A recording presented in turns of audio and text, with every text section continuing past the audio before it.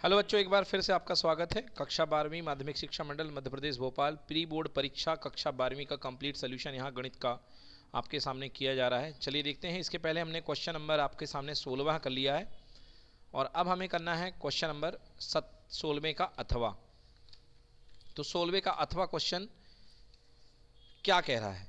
वक्र Y square बराबर 4x तथा रेखा x बराबर 3 का आपको क्षेत्रफल निकालना है। तो दो वक्र आपके पास दिए गए हैं, एक रेखा दी गई है और एक वक्र आपको वाई स्क्वायर बराबर 4x दिया गया है। तो आइए देखते हैं कैसे निकालेंगे। सबसे पहले आपके क्या करना है, आपको पहला वक्र ले लेना है।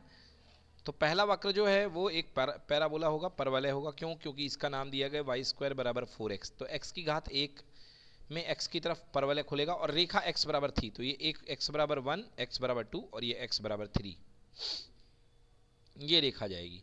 तो आपको जो टोटल क्षेत्रफल फाइंड करना है वो ये येलो वाला क्षेत्रफल जो हमने शेड किया है ना,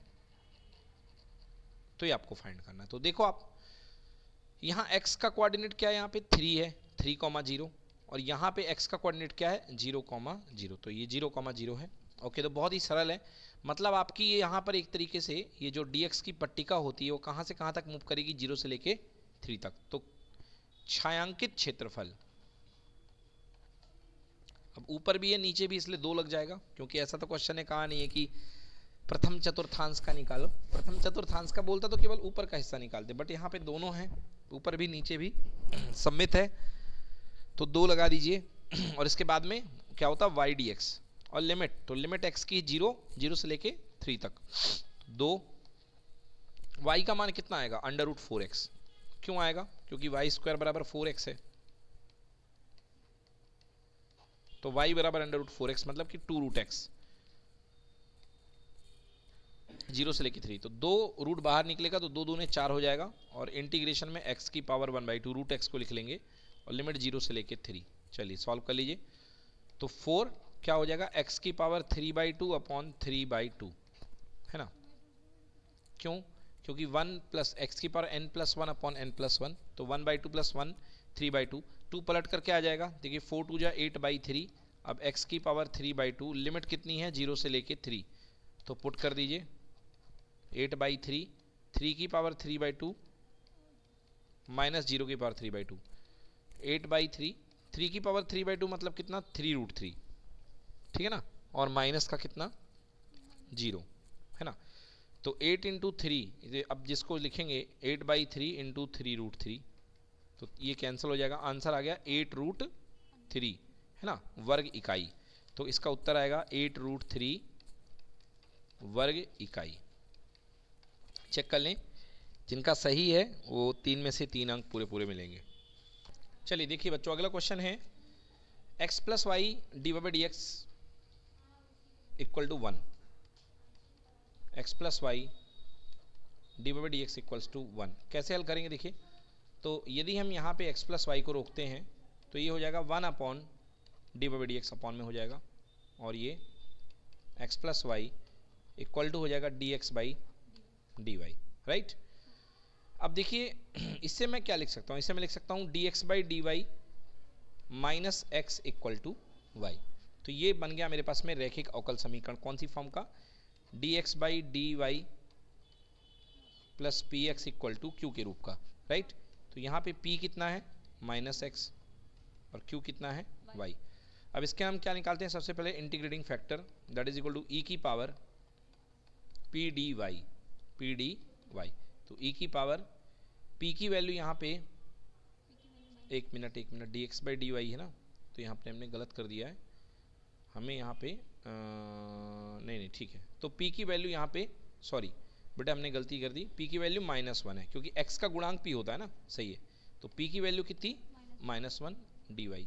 तो क्या हो गया बेटा, ये e की पावर इंटीग्रेशन के अंदर -y, है ना, इंटीग्रेशन के अंदर -dy, तो -1 का इंटीग्रेशन क्या हो जाएगा, y हो जाएगा। तो e की पावर -y आ गया इसका इंटीग्रेशन, if। नाउ सोल्यूशन क्या होता है, इसका हल जो होता है कैसे दिया जाता है, वो होता है x इंटू if इजो की integration q if dx plus c। फिलहाल यहाँ dy होगा क्योंकि हल x में है, x आई एफ की वैल्यू ई की पावर माइनस वाई, क्यू कितना है ई की पावर माइनस वाई,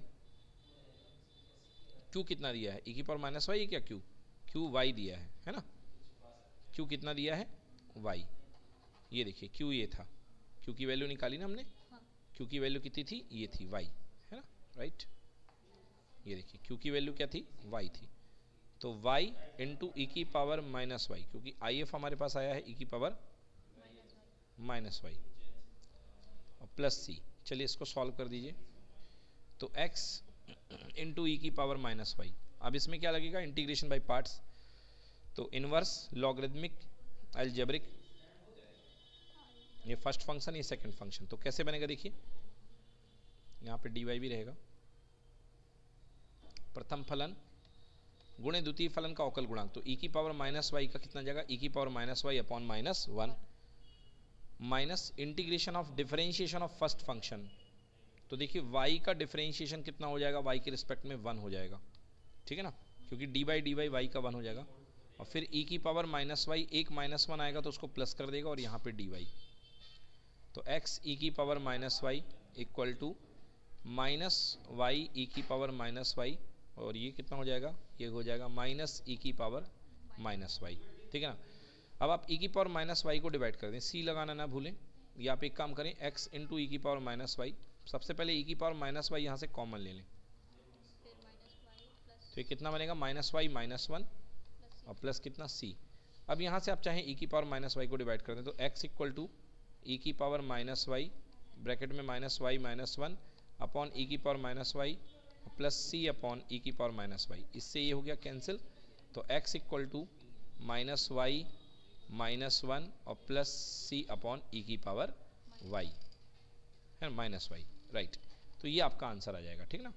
तो इसको आप और लिख सकते हैं, x equal to negative Y plus one, minus common ले लें, और प्लस सी ई की पावर प्लस वाई, क्योंकि माइनस वाई ऊपर जाएगा तो बन जाएगा सी ई की पावर प्लस वाई। तो बच्चों ये हो गया इसका कंप्लीट सोल्यूशन, नोट कर लीजिए। देखिए अगला क्वेश्चन बहुत सरल है, इसमें एक आ गया है कि डिफरेंशियल इक्वेशन को सॉल्व करिए, अवकल समीकरण को, D Y D X equal to one plus X square one plus Y square, ये बहुत काफ़ी सरल क्वेश्चन है, ये करना चाहिए आप लोग को, यदि एग्जाम में ऐसे कोई चॉइस मिल जाए तो ये इजी वाले को पकड़ें। तो देखिए कैसे बनेगा, डी वाई के नीचे बेटा आप ले जाइए वन प्लस वाई स्क्वायर को, और डी एक्स के साथ रखिए क्या, वन प्लस एक्स स्क्वायर को, इंटीग्रेट कर दीजिए, खत्म question. One upon one plus X square होता है टेन इनवर्स एक्स, तो one upon one plus Y square tan inverse Y, अब इसको ब्रेक कर दीजिए, तो वन प्लस एक्स स्क्वायर का डी एक्स इंटीग्रेट कर दीजिए, प्लस सी लगा दीजिए, तो tan inverse Y equal to one का कितना हो जाएगा एक्स, एक्स स्क्वायर का x cube by three, X cube by plus कितना सी, यही आंसर आएगा बेटा, ओके। तो tan inverse Y equal to X plus X cube by three plus कितना सी, ये सिंपल सा इसका आंसर। चलिए नेक्स्ट क्वेश्चन की ओर चलते हैं। ये देखिए ये क्वेश्चन है, ये बेस थ्योरम का क्वेश्चन है, बेस प्रमेय का क्वेश्चन है ना। चलिए तो इसको क्रॉप करते हैं और ले चलते हैं ऑपरेशन थिएटर में। तो क्वेश्चन कह रहा है एक बीमा कंपनी 2000 स्कूटर चालकों, 4000 कार चालकों और 6000 ट्रक चालकों का बीमा करती है। दुर्घटनाएं की प्रायिकता 0.01, 0.03, 0.15 है। तो बीमाकृत व्यक्तियों में से, चालकों में से एक दुर्घटनाग्रस्त हो जाता है तो उस व्यक्ति के स्कूटर चालक होने की प्रायिकता ज्ञात करिए। देखिए साफ साफ दिख रहा है कि आपसे रिवर्स प्रोबेबिलिटी मांगी जा रही है, राइट। तो देखिए एक बीमा कंपनी 2000 स्कूटर चालकों, 4000 कार चालकों और 6000 ट्रक चालकों का बीमा करती है। तो सबसे पहले आपके पास में नंबर ऑफ टोटल चालक कितने हैं, एनएस निकाल लो बेटा। तो आपके पास में 2000 प्लस 4000 प्लस 6000, मतलब आपके पास में कुल 12000 चालक हो गए हैं, राइट, ठीक है ना। आपके पास में कुल 12000 चालक हो चुके हैं। अब आपसे ये कहा गया है कि देखिए ये कुल है आपके पास में नंबर ऑफ एलिमेंट एनएस। अब ए बी सी स्कूटर चालक चुने जाने की प्रायिकता, कार चालक चुने जाने की प्रायिकता और ट्रक चालक चुने जाने की प्रायिकता। तो ए मान लीजिए स्कूटर चालक चुने जाने की प्रायिकता कितनी होगी, देखिए पी ए। तो टोटल कितने हैं 2000 स्कूटर चालक और कुल कितने हैं 12000, राइट। तो कितना हो गया 1/6। फिर इसके बाद में दूसरा है पी बी, मान लीजिए आप कार चालक, ओके। तो पी बी कितना हो जाएगा 4000/12000, तो ये हो गया 1/3। और पी सी जो है वो मान लीजिए क्या है ट्रक चालक,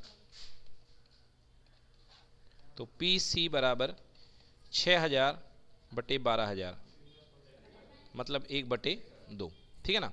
अब देखिए क्या कंडीशन दी गई, एक्सीडेंट की बात की जा रही है। मान लेता हूं डी जो है वो है दुर्घटना होने की, दुर्घटना होने की घटना, समझ गए।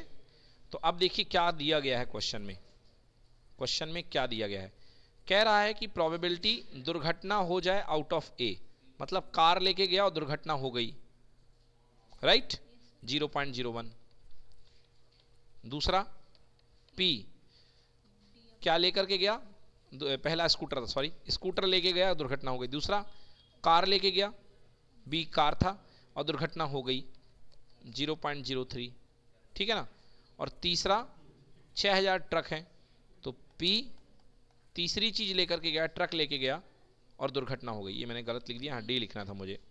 यहाँ भी सी ट्रक लेकर के गया और दुर्घटना हो गई, कितना है 0.15, 0.15। अब आपको कहा जा रहा है कि यदि ये चीज हो रही है तो आपको बता रहा है कि स्कूटर चालक होने की प्रायिकता ज्ञात कीजिए अगर दुर्घटना हो चुकी है। तो अब देखिए यहाँ पे क्वेश्चन टर्न हो रहा है बेस थ्योरम की तरफ। तो अब आपसे क्या कहा जा रहा है कि अगर दुर्घटना हो चुकी है तो, मतलब बेस में क्या आएगा, दुर्घटना हो चुकी है तो बताइए कि उस दुर्घटना वाले व्यक्ति के स्कूटर चालक, तो स्कूटर कौन सा भैया, ए, तो डी घटित हो चुका है, तो ए के घटित होने की प्रायिकता क्या होगी। तो पहले डी होने के पूरे चांसेस लिख लीजिए। सबसे पहले P A into P D by A, right. फिर P B into P D by B, ठीक है ना, बी होने के कारण दुर्घटना। फिर पी सी ट्रक लेके गया और ट्रक लेने के कारण दुर्घटना हो गया, डी अपॉन सी। तो ऊपर कौन सा केस आएगा बेटा, ये वाला फर्स्ट वाला, क्योंकि एक ही बात कही। तो ऊपर आएगा P A into P D by A. चलिए अब सारी वैल्यू पुट कर दीजिए। तो पी ए कितना है आपके पास में, देखिए 1/6, कितना है 1/6 इंटू 0.01, 0.01 नीचे। फिर ये तो पहला तो ये रहेगा 1/6 इंटू 0.01 प्लस दूसरा कितना है 0.03 और इसके केसेस कितने हैं 1/3, तो 1/3 इंटू 0.03। फिर लास्ट केस की प्रोबेबिलिटी 1/2, पी सी 1/2 है एंड पी डी ऑफ सी कितना है 0.15। इसको सॉल्व कर लीजिए, यही आपका आंसर बनेगा, ठीक है।